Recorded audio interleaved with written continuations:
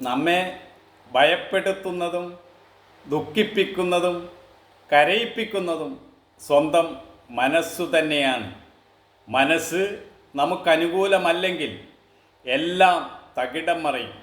അതുകൊണ്ട് സ്വന്തം മനസ്സിനെ അനുനയിപ്പിച്ച് തനിക്ക് അനുകൂലമാക്കി മാറ്റുക എന്നതാണ് എല്ലാ നേട്ടങ്ങൾക്കും ആവശ്യം.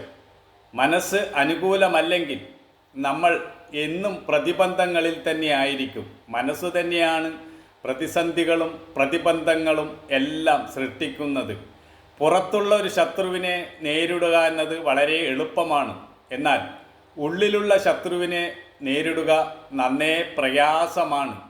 നല്ല പോലെ മെരുക്കപ്പെട്ട ഒരു കുതിര നമ്മെ ലക്ഷ്യത്തിലെത്തിക്കുന്നു. അതുപോലെ തന്നെയാണ് മനസ്സും. ബന്ധത്തിനും മോക്ഷത്തിനും കാരണം മനസ്സു തന്നെയാണ്. ശത്രുവിനെയും മിത്രത്തെയും സൃഷ്ടിക്കുന്നത് മനസ്സു തന്നെയാണ്. അന്ധകാരത്തിൻ്റെയും പ്രകാശത്തിൻ്റെയും സാധ്യത മനസ്സിൽ ലീനമായിരിക്കുന്നു.